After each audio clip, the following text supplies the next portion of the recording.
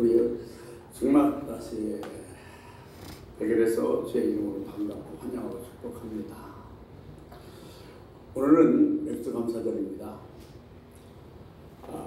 이스라엘 고대 때 이 절기에는 헌물을 드렸습니다. 우리나라도 선교 초기에는 이모작을 했기 때문에 6월 초에 우리 중순에 보리를 타작해서 7월 초에 보리 헌물을 드렸습니다. 근데 지금 세월이 지나면서 이 절기가 우리나라 맞지 않고 또 퇴색해서 교회 재정을 위한 절기로 타락해버릴 때 저희 교회에서는 맥주감사절을 지키지 않고 있습니다. 우리가 비밀이라는 것은 전혀 받을 것이 없는 것을 말합니다. 그것에 우리는 축복을 기대하지도 않습니다. 그런데 하나님께서 그것을 축복하셨습니다. 내가 상상도 할 수 없었던 그 축복을, 내가 꿈도 꾸지 않았던 그 은혜를, 내가 바라지도 못했던 기적을 하나님께서는 금년 7월에 우리들의 삶 속에, 가정 속에, 생활 속에 함께 하시기를 주의 이름으로 소원합니다. 아멘. 우리는 주님과 동행하는 것이 신앙생활입니다. 그런데 주님과 동행하면서 우리가 주님이 손을 잡고 가면 때로는 어떤 혼란과 고난과 내 형편 때문에 그 손을 놓을 수 있지만 주님께서 우리 손을 붙들고 가시면 주님은 결단코 어떤 일이 있어도 우리 손을 놓지 않으신 분이십니다. 주님, 이제 상반기 함께 해주셔서 감사합니다. 후반기도 우리 손을 꼭 잡고 가옵소서. 그러기 위해서 주님 이 손을 꼭 잡고 찬양 부른 다음에 말씀 듣도록 하겠습니다.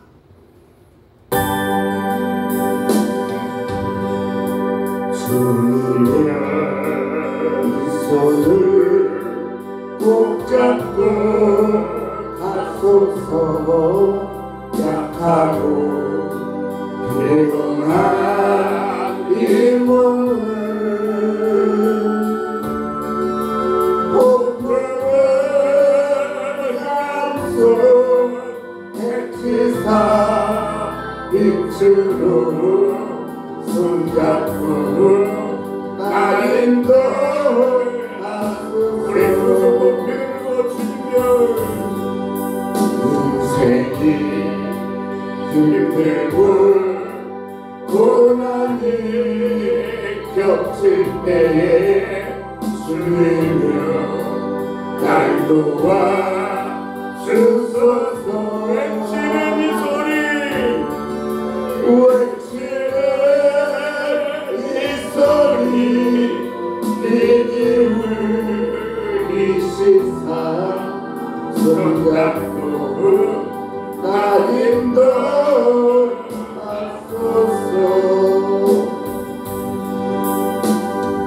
기도하겠습니다. 이름은 들으면서 난다고 그랬습니다. 아버지, 오늘도 말씀을 들으려고 합니다. 아직과 고들 그리고 교만을 버릴 수 있는 시간이 되게 하여 주시옵시고, 주님께서 베풀으신 인자와 온유의 옷을 입을 수 있는 그런 말씀으로 들어오게 하여 주시옵시고, 오늘도 말씀으로 찾아오시는 성령님 만나는 복되고 귀한 시간 되게 하여 주옵시며, 오늘도 이 말씀을 통해서 말씀으로 우리에게 새 생명을 부어 주옵소서. 감사하며 살아계신 우리 주 예수 그리스도 이름으로 간절히 기도 올려옵나이다. 아멘. 우리는 세상을 바다에 비유하기도 합니다. 그런데 바다에 순항만 있을 수는 없습니다. 때로는 파도도 치고, 때로는 폭풍도 오고, 때로는 떠올리기 일기도 합니다. 그래서 우리들은 인생을 고해라고 얘기하죠. 무슨 얘기냐면 고해는 인생의 고난이 있다는 겁니다. 어떤 분은 인생은 고난이 있기에 사람이 존재한다고 이야기하는 분도 있습니다. 우리는 늘 순조로운 삶을 살 수가 없습니다. 반드시 우리 삶 속에 고난이 있기 마련입니다. 근데 중요한 것은 우리에게는 고난이 다가오는데 그 고난을 우리가 어떻게 대처하냐에 따라서 그 고난이 우리들의 행복으로, 우리들의 성공으로 이끌어가는 바른 길이 될 수도 있다는 사실입니다. 성경에서 쓰임받은 많은 사람들은 한결같이 고난의 터널을 통과한 사람들입니다. 우리가 가는 고난은 동굴이 아니라 터널입니다. 동굴은 끝이 안 보입니다. 평평합니다. 절망입니다. 그러나 터널은 끝이 보입니다. 그러므로 우리가 당하는 고난은 끝이 없는 고난이 아니라 반드시 끝이 있는 고난이고, 이 고난 속에서는 주님의 놀라운 뜻이 우리에게 포함되어져 있다는 사실입니다. 요셉이 보디마을의 그 유혹을 물리치자 오히려 하나님 말씀을 지키려고 했지만 그 소위가 살아서 감옥에 들어가게 됩니다. 그 고난을 받게 되는데 오히려 그 고난이 요셉을 위대하게 만드는 통로가 되어버리고 말았습니다. 모세도 위대한 광야의 고난을 통해서 비로소 하나님께 쓰임받게 되었습니다. 여러분, 우리도 예수 믿는다고 해서 고난이 없는 건 아닙니다. 우리 삶에도 얼마든지 고난이 있을 수 있습니다. 그러나 예수 믿는 사람들의 고난은 반드시 뜻이 있다는 겁니다. 사랑하는 성도 여러분, 저와 이놈의 고난이 왔을 때 그냥 고난이 왔네, 힘들어, 못 살겠네, 죽겠네가 아니라 이 고난을 통해서 하나님께서 내게 주시는 뜻이 무엇인지를 살필 수 있는 그런 영적인 사람이 되어지기를 주의 이름으로 소원합니다. 네. 우리가 오늘 웃을 수 있었던 것은 내일을 모르기 때문에 그렇습니다. 내일이 어떤 일이 닥칠 줄 안다면 오늘 우리 결코 이렇게 웃으며 살 수는 없습니다. 그래서 성도는 내일을 알고 사는 것이 아니라 내일을 믿고 사는 사람인 줄 믿습니다.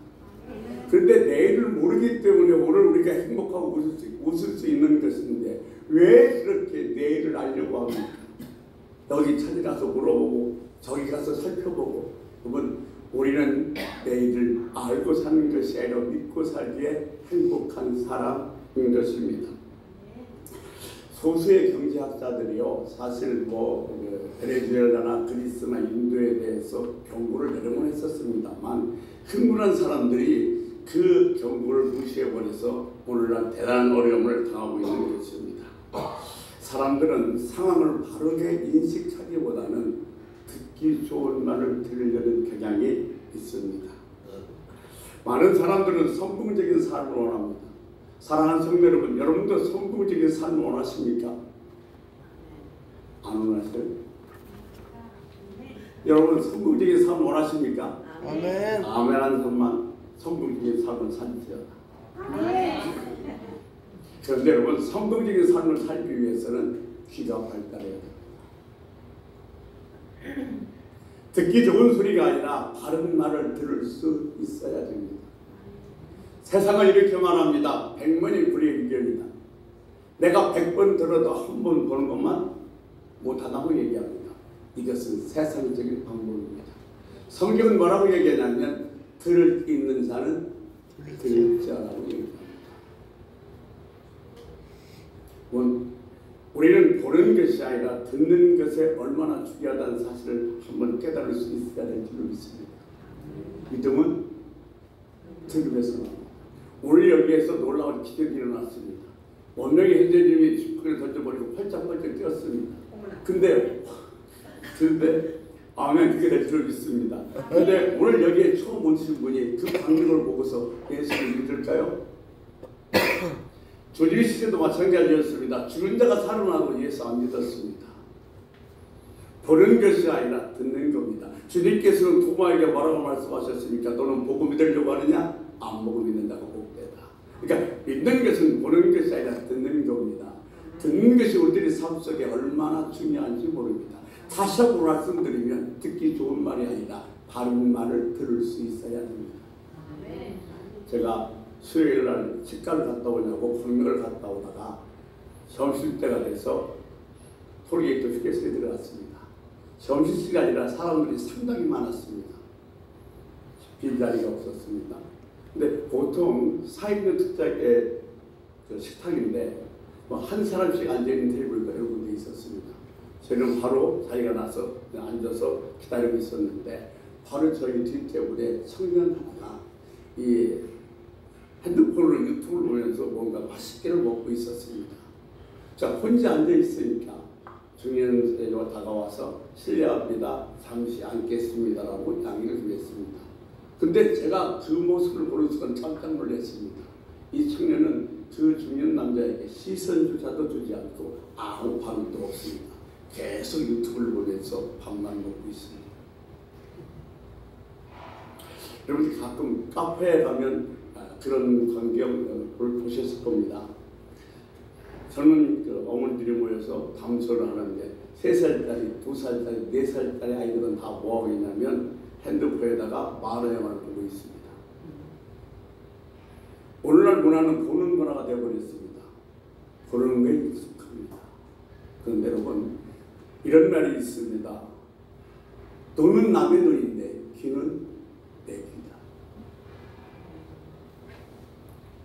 그러니까 보는 것보다 듣는 것이 얼마나 중요하다는 사실을 우리에게 알려주는 얘기죠.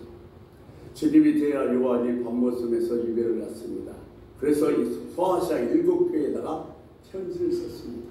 그 내용은 때로는 격려도 있고 때로는 책망도 있고 위로도 있지만 마지막에는 한결같이 뭐라고 이야기하고 있냐면 귀 있는 자는 성령이 교회하는 이야기를 들을지어다라고 얘기하고 있습니다. 주님도 뭐라고 말씀하셨습니까? 귀 있는 자는 들을지어다. 듣는 귀가 열려야 됩니다.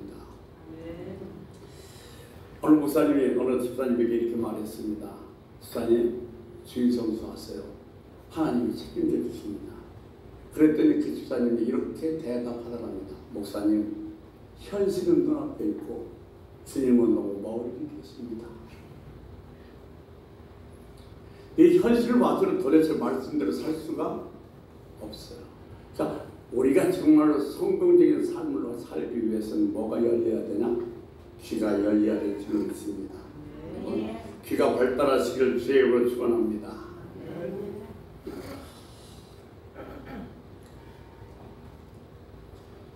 지금 사도 바울의 상황도 마찬가지예요. 오늘 보면 사도행전 27장 9절에서 11절 말씀을 같이 한번 읽어보도록 하겠습니다. 같이 읽습니다. 시작. 9절이요? 여러 날이 걸려 금식한 절기가 이미 지났으므로 항해하기가 유태한지라 바울이 그들을 군하여 말하되 여러분이여 내가 보니 이번 항해가 화물과 배만 아니라 우리 생명에도 타격과 많은 손해를 끼치리라 하되 백부장이 선장과 선주의 말을 바울의 말보다 더 믿더라. 아멘. 추석에는 9월 14일이 지나면 3개월 동안 3월까지 풍랑이 거칠어서 항해가 어려웠습니다. 지금은 배도 크고 일기예보의 집도 정확해서 별 어려움이 없습니다만 2000년 전에 겨울에 주행을 해야 한다는 것은 목숨을 건 모험이었습니다. 사도 바울은 선교를 여러 번 다녔기 때문에 그 사정을 잘 알고 있기에 지금 이야기라니 한번 매우 적고 협소하지만 여기서 겨울동 겨울을 나기를 권면하고 있습니다. 그런데 당시 공물만 쓰는 노마의 정권 아래 있기 때문에 백부장의 결정에 달려있는 겁니다. 백부장이 선주와 선자에게 물었습니다. 그랬더니 항해하기가 괜찮다고 얘기를 합니다. 이 선주와 선장은 이 곡물을 빨리 갖다가 팔아서 돈을 벌기에 위험도 무릅쓰고 항해하기에 괜찮다고 말해서 이 백부장은 바울의 말보다 뱃사람인 이 선장과 선주의 말을 듣고 배를 출발시키는 겁니다. 오늘 12절에 그렇게 얘기하고 있죠. 백부장은 바울 말보다 뱃사람의 말을 더 신뢰했기 때문이라고 말입니다. 여러분, 만약 여러분이 백부장이라면 누구의 말을 신뢰하겠습니까? 하나님의 사람의 말을 신뢰하겠습니까? 아니면 뱃사람의 말을 신뢰하겠습니까? 지금 여러분이 배에 타고 있는데 주의 종의 말을 신뢰하겠습니까? 아니면 전문가인 뱃사람의 말을 신뢰하겠습니까?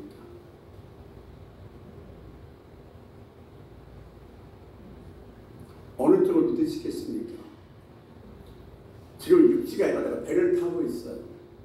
배 안에서 사도 바울이 주의 종이 하는 얘기와 전문가인 뱃사람 선장과 선주가 하는 말 둘 중에 여러분 어떤 누구의 말을 더 신뢰하시겠습니까?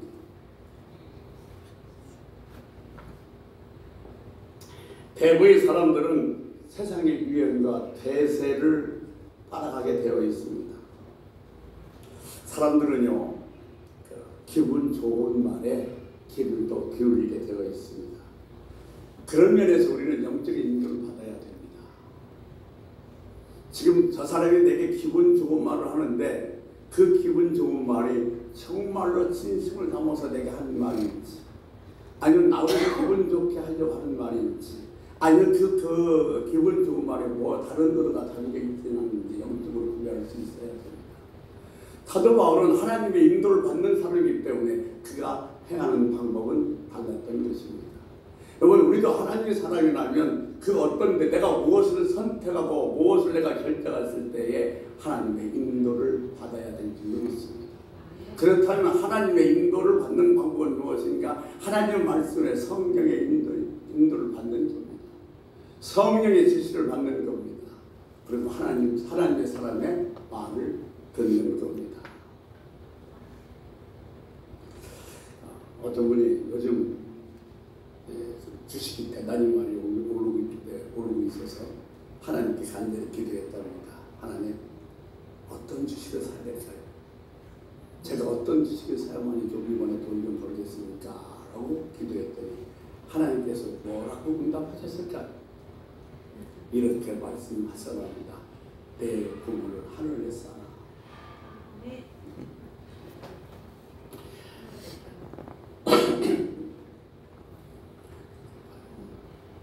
내가 성령의 인도를 받으면, 하나님의 인도를 받으면 놀라운 복을 받을 뿐만 아니라 큰 헌신을 할 수 있는 계획이 되는 겁니다. 그래서 날마다 내 순간과 내 어떤 기분, 내 판단에 사는 것이 아니라 하나님의 인도를 받을 수 있는 귀한 여러분 되시길 소원합니다. 제가 어떤 분에게도 그런 말씀을 드렸어요. 제가 사랑의 교회 오카님 목사님 살아계실 때 세미나에 참석한 적이 있습니다. 근데 거기에 참석했는데 한 여자 집사님이 저한테 이렇게 물어보는 겁니다. 뭘 물어보는 거냐면, 남편은 그 당시 그 시아버지는 국회 부회장이었고 남편은 변호사입니다. 근데 이 변호사가 월급만 받아오면 아내와 남편 사이에 가벼운 다툼이 매달 한 번씩 있는 겁니다. 근데 그 다툼의 원인은 뭐냐면 11조 때문에 그랬습니다. 남편이 월급이 375만 원이면 이 아내는 37만 5천만 드리면 되지라고 생각하고, 아니, 남편은 무슨 소리냐, 40번이나 40만 원 더 드릴 수 있어야지 라고 얘기하면서 늘 가벼운 다툼이 있었습니다. 근데 저한테 도대체 남편이 맞는 겁니까? 제가 맞는 겁니까? 라고 묻는 겁니다. 그래서 제가 이렇게 얘기했습니다. 아니, 사랑의 교회는 훌륭한 목사들이 상당히 많은데 왜 나한테 물어보십니까? 그 담임 목사님들한테 물어보시죠. 그랬더니 그 여자 집사님이 하시는 말씀이, 교회 목사님들은 아무래도 많이 하는 게 좋은 것 같으니까 남편 부를 것 같아서, 목사님은 저희 교회와 아무 상관이 없으니까 정확하게 말씀하실 것 같아서 저한테 물어보는 겁니다. 그러더라고요. 제가 뭐라고 하냐면, 가제는 개편입니다. 그러면서 이런 얘기를 했습니다. 한번 성령님의 인도를 받아보시죠. 목사님 무슨 뜻이에요? 나 그렇게 공부를 가져야 돼. 타오면 공부를 딱 놓고 하나님께 한번 기도하면서 인도를 받았어요. 하나님, 남편이 월급 타왔는데 정말 한 달간 수고해서 애썼습니다. 감사합니다. 내 남편을 축복해 주옵시고 공단을 주옵시고, 내가 하나님께 11을 드리려고 하는데 얼마를 드리면 되겠습니까? 하면서 돈을 세보십시오. 그리고 하나님이 수도할 때까지 계속 세보세요. 그랬더니 이 집사님이 정말로 그제 말한 그대로 공급날 기도하고 월급을 주기 시작합니다. 30이 넘었습니다. 40이 넘었습니다. 50이 가까웠습니다. 근데 이거 가만히 세다 보니까 이거 다 드리려면 어떻게 하지 않는 걱정이 생긴 겁니다. 그 40이 계속 60, 70, 78 정도 되니까 그만했어요. 그래서 그 돈을 하나님께 드렸습니다. 그 뒤에 나중에 그 집사님한테 통해서 들을 수 있는 게 있는데, 남편이 거기서 로펌에서 변호사로 있었는데 나와서 개인 사무실을 차렸고 하나님 축복하시는데 감당할 수가 없다는 겁니다. 여러분, 성령의 인도를 받으면 큰 복을 받을 뿐만 아니라 하나님께 놀랍게 헌신할 수 있다는 사실을 꼭 기억하시기 바랍니다. 요한일서 2장 16절에 보면 이렇게 얘기하고 있습니다. 16절 한 절만 읽겠습니다. 이는 세상에 있는 모든 것이 육신의 정욕과 안목의 정욕과 이생의 자랑이니 다 아버지께로부터 온 것이 아니요 세상으로부터 온 것이라. 이 세상도 그 저녁도 지나가되 오직 하나님의 뜻을 행하는 자는 영원히 거하느니라. 아멘. 그러니까 사실 우리가 앞날을 모르니까 먹고 살죠. 지금 앞으로 5초 후에 5분 후에 1시간 후에 우리를 모르니까 먹고 살지, 만약 어떤 일이 벌어질 일이 우리가 안다 그런다면 절대로 그럴 수가 없는 겁니다. 사실 남녀의 마음의 합하기가 얼마나 어려운지를 모르니까 행복을 꿈꾸면서 결혼하는 거예요. 선장과 선주의 말을 듣고 배가 출발했습니다. 남풍이 순하게 불면서 바라보면서 콧노래를 불렀습니다. 근데 콧노래가 채 끝나기도 전에 유라굴라라는 광풍이 불어오기 시작합니다. 오늘 사도행전 27장 14절에서 19절에 보면 유라굴라라는 광풍은 그 지역을 향해서 동북쪽으로 불어오는 아주 센 광풍입니다.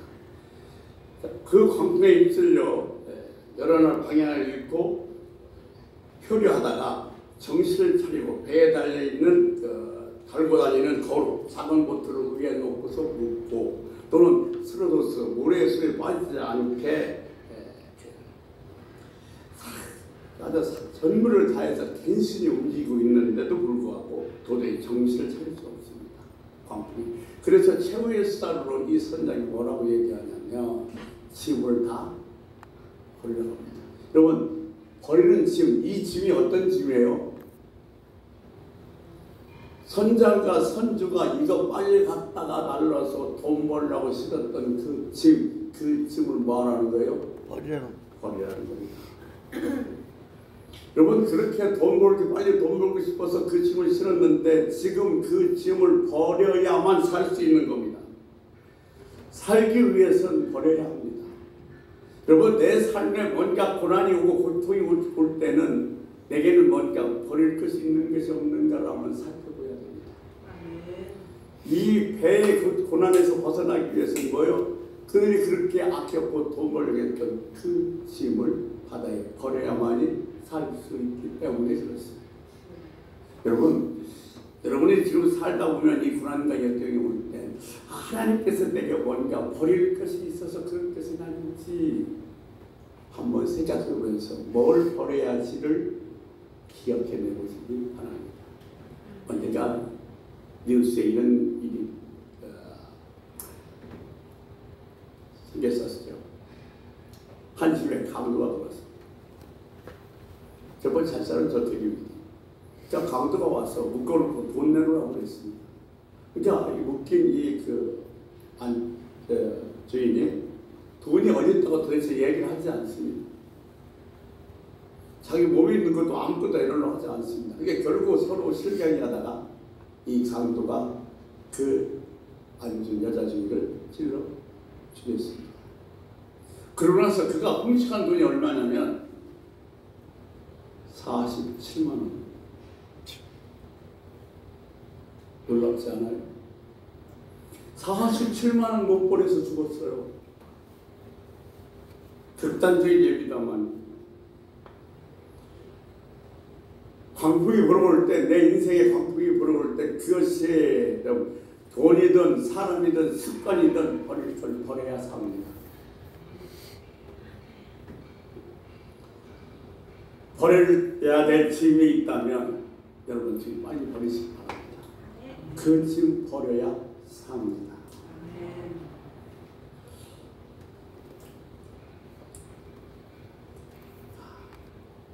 우리는 고통이 오면 이 고통에서 내가 뭘 버릴까를 생각하기보다는 이 고통을 통해서 원망과 불평 아니면 어떻게 이 고난을 내가 이겨낼까를 생각하는데 아니, 여러분, 고난이 올 때마다 어려움이 올 때마다 고통이 올 때마다 내게 버릴 것은 없는지를 꼭 생각해 볼 수 있는 지혜 있는 하나님의 사람이 되기를 소원합니다. 아멘. 주여, 풍랑의 바다에 못된 것을 던져버리게 하옵소서. 아버지, 내가 인생에 풍랑이 불어올 때에 그 풍랑의 바람에 내 인생의 못된 것들, 잘못된 것들을 버리게 하여 주옵소서. 이렇게 고백할 수 있는 은혜가 있기를 소원합니다. 아멘. 자, 사공들이 짐을 다 갖다 버렸는데도 불구하고 광풍이 멈추지 않아서 도저히 더 이상 갈 수가 없습니다. 그래서 선장은 두 번째로 배를 가볍게 하기 위해서 배 안에 있는 기구들을 버리라고 합니다. 기구, 이 도는 배를 움직일 수 있는 기구입니다. 영적으로 말씀드리면 수단과 방법입니다. 여러분, 위험에 처했을 때 쓰는 수단과 방법입니다. 여러분, 내가 위험에 처했을 때, 내가 어려움에 처했을 때 내가 어떻게 내 수단과 방법을 쓰지 말고 빨리 항복하는 게 최선의 방법입니다. 고난이 오면 내가 그걸 어떻게 해결하려고 최선책이 뭐지 이리 짜고 머리 짜고 막 굴리는데 그런 건 아니에요. 오면 이건 빨리 버려버리는 게 최선의 방법인 줄 믿습니다. 아멘. 한 분이 그러더라고요. 지금 일용직 건설이 아니에요. 뭐라고 얘기하면 어느 날 제가 있어요. 자기가 이 회사에 조그마한 회사를 운영하다가 어려움을 당했어요. 어려움을 당하니까 부모의 집 찾아가서 부모의 집을 다보잡해서 대출했고 형제의 집을 다보잡아서 대출했고 또 친척들 아는 사람들께 돈도 빌려서 어떻게든지 해보려고 애를 썼으면 결국 부도나버리고 말았습니다. 그저가 이런 얘기를 하는 거예요. 내가 그때 일찍 두 손 벌쩍 들어버렸으면 지금 내가 다시 새 출발할 때 많은 사람들이 나에게 도움을 줄 텐데 내가 그때 머무적 거리다가 결국은 세상 말로는 대망신을 당하고 말았습니다.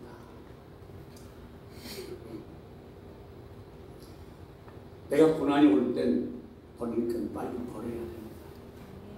여러분 삶에 고난이 다가온다면 생각해 보시다. 내가 버릴 것이 그 두 번째 뭐냐면 그 고난을 어떤 내 수단과 내 방법으로 해결하려 하지 마십시오. 두 손 번쩍 들고 항복하십시오. 하나님을 의지하십시오. 이 고난을 준 사람도 하나님이십니다. 고난도 하나님 손에 달려 있습니다. 하나님 나는 아무것도 할 수 없습니다. 나를 여기에서 건져주옵소서. 항복하는 것이 삶인 줄로 믿습니다. 수단과 방법을 버리십시오. 이것이 힘이 되는 것지만 더 어려워집니다. 잔머리 부리는 걸 버리십시오. 여러분 주님 뜻대로 하겠다고 하면서도 불구하고 자꾸만 인간적인 생각으로 뭔가 하려고 하면 하나님도 도와줘야 되나 말아야 되나 헷갈리십니다. 살든지 죽든지 주님 뜻대로 하소서. 믿고 맡기십시오. 이것이 버리는 태도입니다. 이것이 장깨를 버리는 사람의 모습인 것입니다. 여러분 무수가 상수란 말이 있지 않습니까? 내가 머리가 아무리 굴려서 하려고 해도 하나님께서 허락하지 않으면 무수가 상수입니다. 하나님께 두 손 들고 번쩍 항복하는 것이 최고의 순줄로 있습니다. 수란 어떤 일을 해결하거나 처리하는 도리의 방법을 수라고 하는데 무수가 고수라는 거예요. 여러분 놀이를 어떻게 해결하려고 쓰지 말고 하나님께 맡겨 우리가 항복하는 주의 백성이 되시길 주의 소원합니다. 아멘. 지금 배 안에 많은 사람들은 두려워 떨고 있습니다. 지금 방송, 신문, 매체들을 보면 불안, 불경기, 미국 이런 중국 문제 얼마나 걱정거리를 많이 우리에게 주고 있는지 두려움과 걱정과 근심에 쌓이는 것이 오늘 우리들이 사는 사람들의 모습인 것입니다. 그런데 여러분 이것에 속지 마십시오. 마귀는 사람들에게 염려병 걸려서 죽게 만듭니다. 국내 방사선 치료의 권위자였던 누리병원의 최인명 박사가 이런 책을 썼습니다. 암 환자는 암으로 죽지 않는다. 암 환자가 암으로 죽는 확률은 거의 없답니다. 자기가 28년 동안 환자들하고 방사선 치료하고 돌보았는데 딱 한 사람만 암이 직접 원인이 돼서 죽었지 나머지 죽은 사람은 다 과도한 스트레스와 영양 부족으로 죽었다는 겁니다. 염려는 사단이 뿌리는 가라지입니다. 여러분 잘 알잖아요. 알곡과 가라지에서 어떤 것이 더 잘 자랍니까? 가라지가 훨씬 더 잘 자랍니다. 염려는 사단이 뿌리는 가라지입니다. 그 가라지를 뽑아내지 않으면 그 가라지가 결국 내 안에서 자라나서 그 가라지가 나를 극복을 해서 염려병에 걸려 결국은 절망하고 사단하고 심지어는 모든 걸 포기하는 사람들이 떠나게 되어 있는 것입니다. 여러분, 염려는 가라지가 아주 사단이 뿌려낸 가라지입니다. 이 가라지를 뽑아내시기 바랍니다. 제가 지지난주에 김재길 목사님 그런데 성경에 말씀 전하고 돌아온 길에 김재길 목사님 막내분이가 저희 끝까지 데려다 줬습니다. 오면서 그런 얘기를 하더라고요. 자기 큰언니가 돈도 상당히 많아요. 그리고 아름다움도 많아서 서울대병원에서 그 담당 의사가 비거리 쉬는 날에도 불구하고 나와서 로봇으로 수술을 해줬습니다. 그 수술이 잘 끝났습니다. 항암을 받는데 항암을 받으니까 너무 힘들고 어려우니까 먹지를 못하는 거야. 그러니까 가서 자기들이 언니 먹어야 살아. 이제 다 깨끗이 나왔어서 방사선은 좀 힘들어. 그러나 먹고 잘 견디면 살 수 있어. 이렇게 얘기해도 힘들어. 먹기 싫어. 그리고 먹기를 못하더래. 결국 일주일 만에 하늘나라 갔어.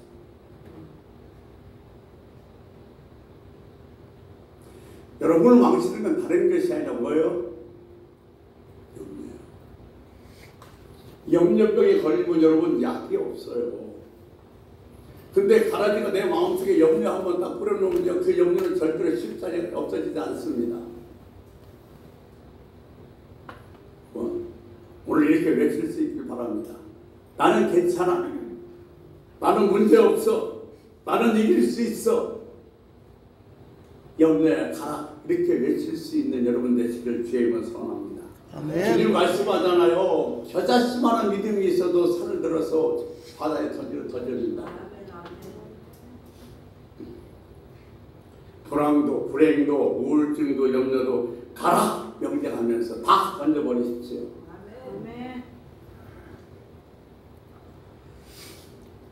걱정 염려는 내버리고 이제는 승리하겠다만 믿음으로 외치시길 주님을 소원합니다. 여러분 지금도 여러분 주위에 두려움에 떠는 사람들이 얼마나 많이 있습니까? 그들에게 여러분을 외치십시오. 걱정하지 마세요. 근심하지 마세요. 세상을 이끌어가는 데 근심하지 마십시오. 안심하시고 외쳐서 여러분이 여러분 가정과 자녀와 세상을 이끌어가는 매력 있는 그리스도인이 되기를 주의 이름으로 축원합니다. 하나님 내게 믿음을 주옵소서. 내 어떤 잔꾀, 광고, 수단은 다 버려버리고 오직 주님만 믿는 믿음을 갖게 주셔서 믿음으로 이기는 우리 후반기에 되게 해달라고 주여 한번 부르고 통속으로 기도하다가 우리 각자 자연스럽게 마무리하겠습니다. 주여 한번 부르시고 통속으로 기도하시겠습니다. 주여! 아버지 하나님, 우리가 태풍나게 올 때는 아버지 짐을 버려야 돼.